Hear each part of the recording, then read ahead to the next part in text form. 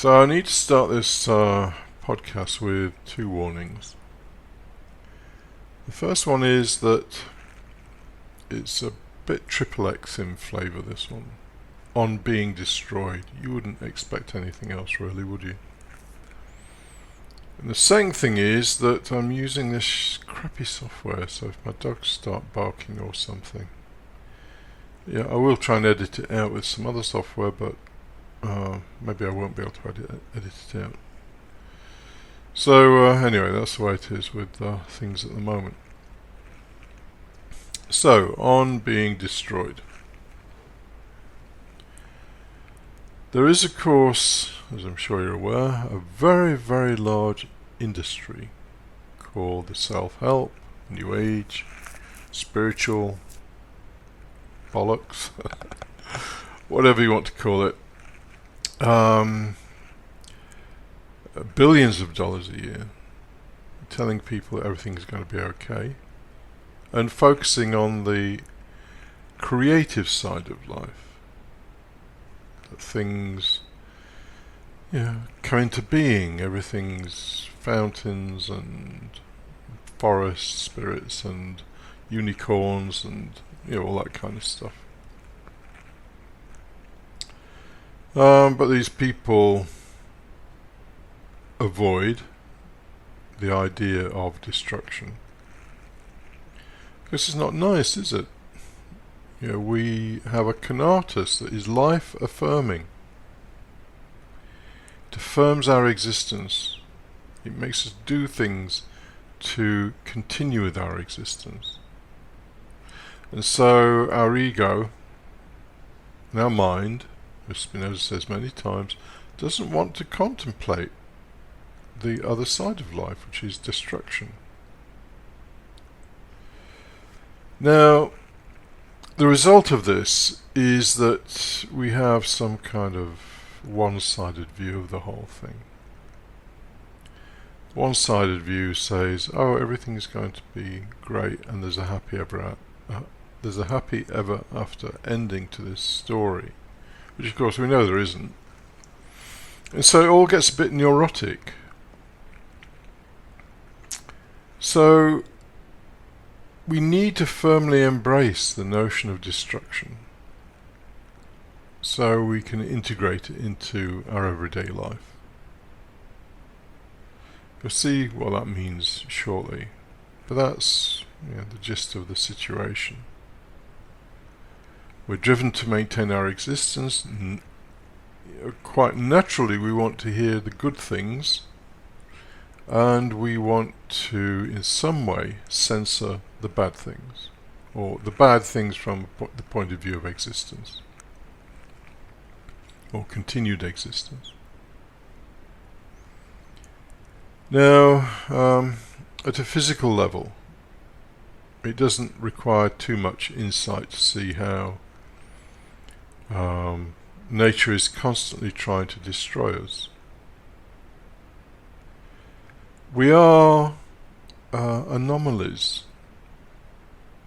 that something like a human being, or any creature in actual fact, or any structures exist in the universe, is kind of weird, because the natural process in the universe is one of degeneration. It's called the second law of thermodynamics, or the process of entropy. Disorder naturally increases. So our parents, when they fuck and were conceived and all the rest of it, are doing something truly unusual. They're producing something that goes against the natural disorder in life, in terms of you as a isolated entity. The fact that you are an anomaly in that sense means that nature will try and destroy you, because nature's primary mechanism is that of increasing disorder or increasing entropy. So at a physical level, nature tries to destroy our bodies on an ongoing basis with viruses, bacteria, fungi, There are natural disasters, obviously, things like tsunamis and earthquakes and hurricanes and tornadoes and God knows what else, famine. And our bodies have to continually fight these things, these bacteria and viruses and so on. And so, as a thing existing, you are continually under attack to physical level by nature. Nature's natural process is disease and decay. It's all around you. Just walk in a forest in the autumn, a damp forest, and you'll smell leaf mold, and the leaves will have all died, and this is one half of the process. So, continued physical existence requires a kind of vigilance, a knowledge as to what will reinforce your body and what will destroy it. This is Spinoza's common notions. I've done podcasts on common notions, although I may do some more on it at some point. But the things that reinforce us have something in common with us, so we seek those things. So nutritious foods, probably exercise, not stuffing our bodies full of poisons, alcohol, tobacco, whatever. If we can be a little bit intelligent about the environment we create for ourselves, which is we get through understanding and through knowledge, then we can fight off the invading nature more effectively. I mean, when people are young, they can get away with abusing their bodies, until the age of, probably about 50. I just ate whatever the fuck I wanted. And my weight showed it as well. I weigh a lot less now. Because once you get into your 60s and later, you have to earn your health. It isn't given. So anyway, after, as Hoffman says, actually a wonderful quote from Hoffman, who says that the whole of our life is geared towards one thing, as does Schopenhauer, and that is to produce the next generation who do the same thing. And as Hoffman points out, our perceived reality, which isn't reality, of course, at all, of course, it's very similar to Kant. Space, time, objects, quantity, quality, all of these things, colour, taste. This is a dream that we have optimized through millions of years, that allows us to do one thing, to survive long enough to produce the next generation. And Hoffman's very clear on that. I shall do a podcast on Hoffman. I'm actually quite disappointed with his book, but anyway, he says some good things as well. So anyway, your body is constantly being attacked through the environment and within. The constant fights with antioxidants and with oxidation in your body and so on. So the fight goes on all the time within and outside your body. So we do the best we can to maintain the body through knowing what's good for the body. But we are constantly being destroyed. And of course, you can see this quote from Spinoza. It's very particular to being hated, but it's more general. Insofar as the thing hated is affected with pain, it is being destroyed, and the more so according to the degree of pain. So pain, illness, all the rest of it, or the pain that comes from illness, is the direct signal that you are being destroyed by nature. I mean, Spinoza's talking here about a very particular thing. When somebody hates you, they want to see you destroyed. I'll have more to say about that in a moment. So I've talked about the body. It's easier to understand. But more insidious than that is the constant process of destruction that nature employs against our minds. Now, another podcast, but the essence of the whole of life is that it is about power. The Spinoza says, I can't remember which proposition it is in part 1, but the more power something has, the more reality it has, the more it exists. Clearly, if something has no power, then it can't exist even for a second. So power and existence are synonymous. Now, what is a powerless mind? Well, we get a good approximation to it with people who are acutely depressed.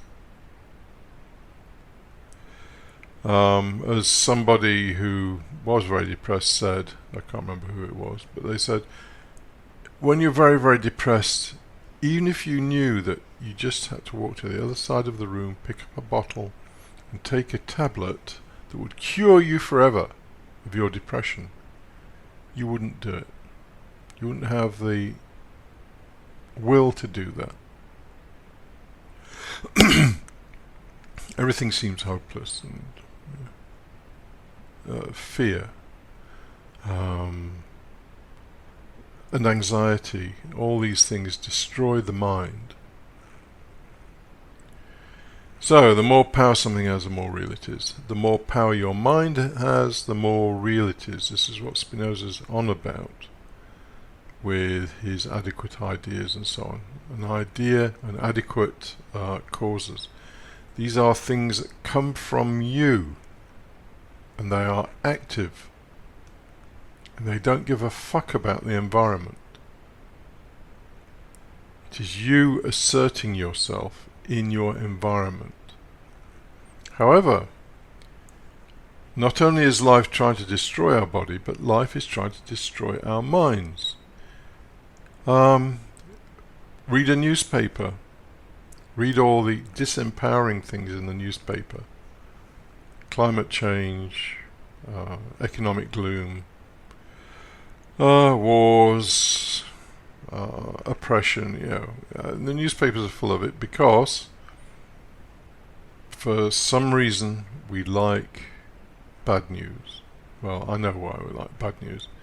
It's because we're fearful things, and we think that the more we have a heads up on what's happening, the more we'll be able to deal with it.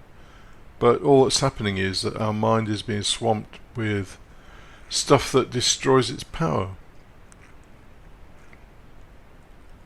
So, a child that is told that it's a useless piece of crap when it's young, by a parent maybe, or a sibling, or a teacher, is going to grow up with a very diminished mind. Won't have any power, to use Spinoza's words, to seek its own advantage. I've mentioned before that in Spinoza, and this is something Deleuze says, in Spinoza there's the kind of official line going through the propositions, but there's a subtext going through the scholium particularly.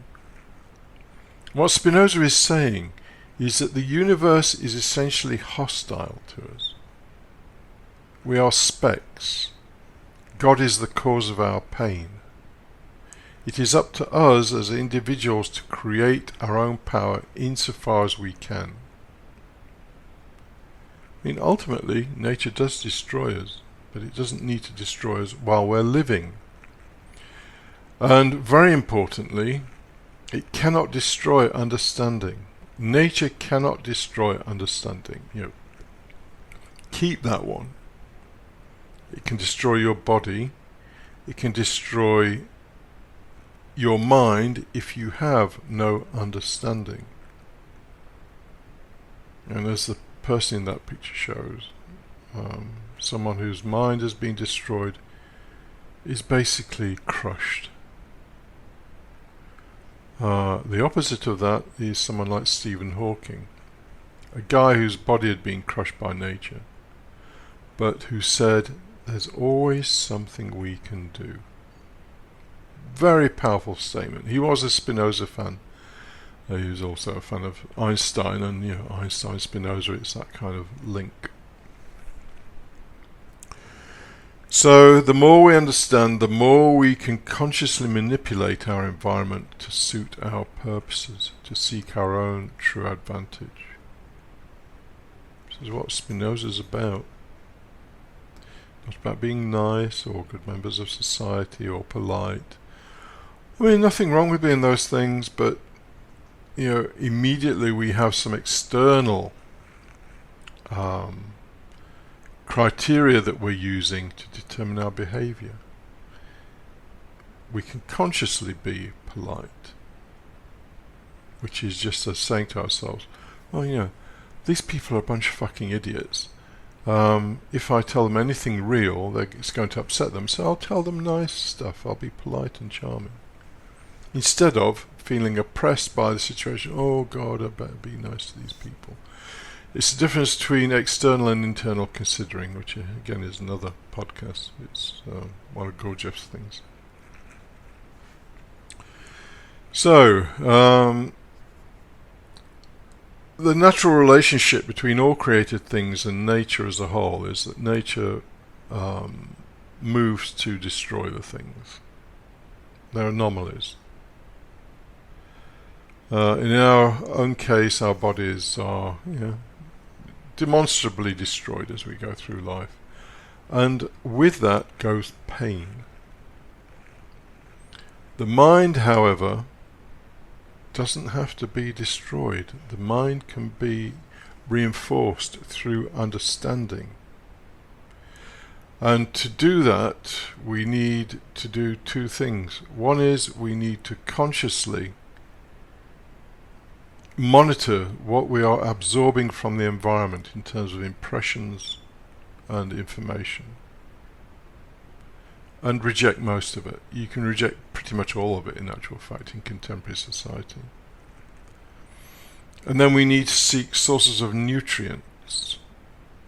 So Spinoza, Kant, there's a handful of them. The Stoics, people like Jesus Christ, maybe the Buddha, to increase our understanding. But the master of all of this in terms of method is without a doubt Spinoza. So remember that pain, mental pain, if you have mental pain, anger, sorrow, grief, guilt, whatever, that is the environment in the process of trying to destroy you mentally. If you have physical pain, it's the same thing. So finally, that quote from Spinoza slightly changed. Insofar as a thing is affected with pain, it is being destroyed. So pain is your signal. And pain will tell you whether you are winning the battle effectively, particularly mentally, emotionally, with letting the environment destroy you or not. As far as a thing is affected with pain, it is being destroyed, and the more so according to the degree of pain. And this is why Spinoza is so set, or was so set, on helping us destroy the sad passions.